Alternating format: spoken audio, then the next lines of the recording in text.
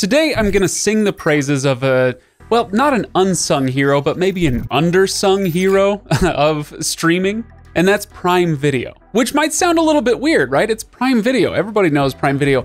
But I do think it gets left out of conversations quite a bit, even on this channel, maybe especially on this channel, because it's hard to categorize with other streaming services, and we'll talk about why. So today, I'm gonna go over 5 of the reasons that I love Prime Video, and why, frankly, maybe it should take over as your daily streaming driver. Now, it's not all sunshine and roses. I also have something that they desperately need to get a little bit better, but I'll wait for the end of the video to talk about that. All right, let's dive in.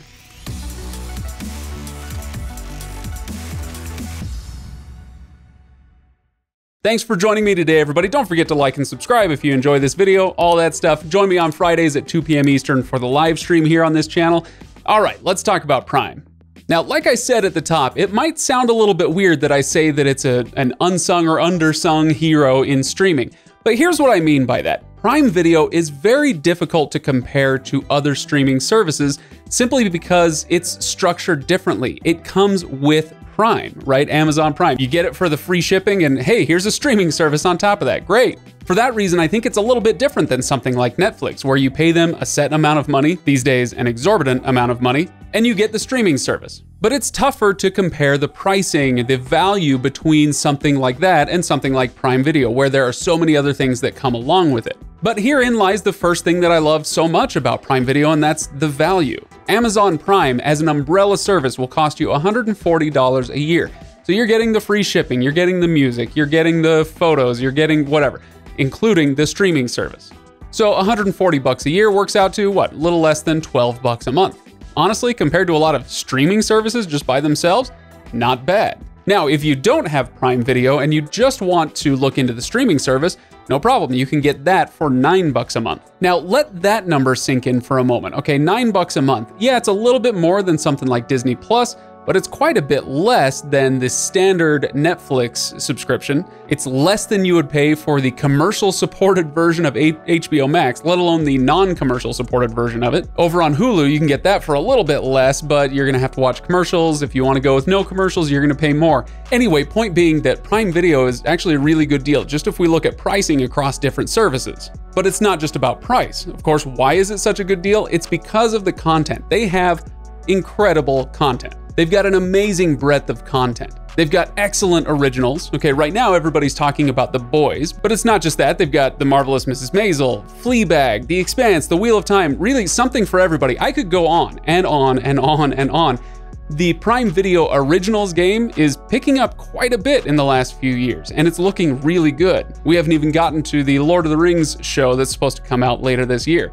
I mean, we'll see how it goes, but presumably should at least look really good. And outside of their originals, they've got sports content now, they do events, live events, and they still do really well at licensing other studios' content as well. So you're gonna get a huge breadth of content, whether it's brand new, whether it's made by Prime Video, or whether it's from an outside studio. One of my favorite things about the Prime Video library is how much awful, schlocky B-movie content they have. If that's something that you're into, you know, maybe the mood strikes you and you want to watch something kind of terrible, but you know, so bad it's good, Prime Video has a ton of that stuff. And not only is it good content, but it looks good as well. Prime Video actually does a really good job of getting a lot of their titles out there in 4K HDR. Now, obviously that's going to require that you've got a TV and a streaming device that supports that.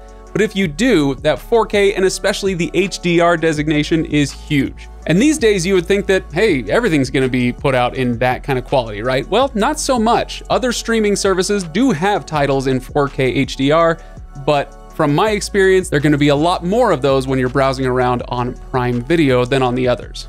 Reason number 4 is actually something that is unique to Prime Video, and I absolutely love it, and it's called X-Ray.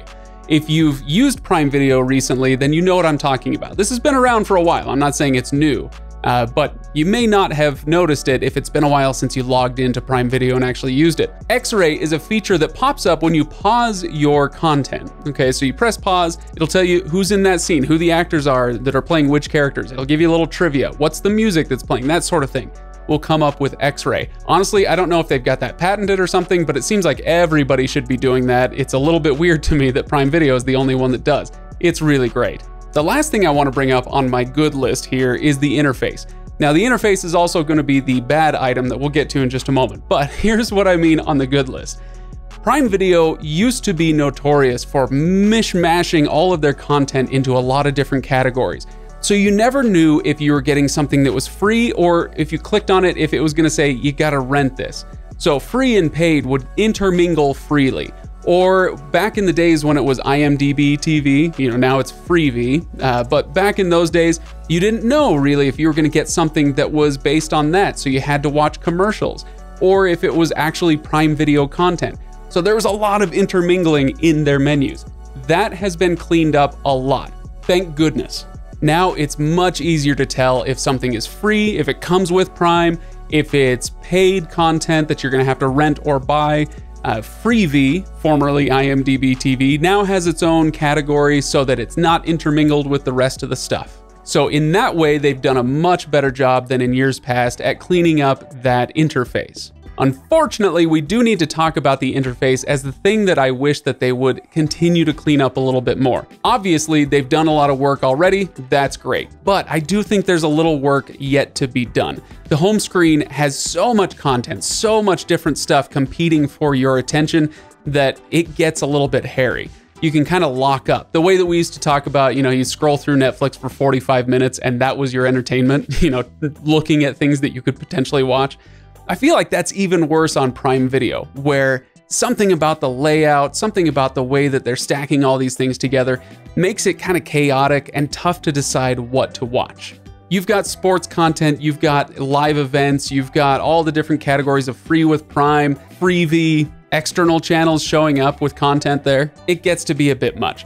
Luckily, you can go up to the top of the screen and then click over to categories, and you'll have a little nicer tile layout that you can use to find what you're looking for if you have a genre in mind. But that kind of ease of use does not carry over very well into, say, the home menu. So is Prime Video perfect? No, of course not. They've got a lot to work on. In fact, I'd like to hear if you have any frustrations with it. Hit the comments below if there's anything that I didn't talk about that you don't really care for. But for the most part, honestly, I really, really like it. It's gonna give HBO Max a run for its money as my daily driver. That's usually the one I click into first before I start browsing on other streaming services. But these days, honestly, Prime Video is looking to nab that spot. They just might do it. All right, everybody, thanks for watching. Again, don't forget to join me Fridays at 2 p.m. Eastern for the live stream that I do on this channel. We're talking about streaming issues for an hour every week. Would love to have your participation there. Thanks for watching today, and I will see you next time.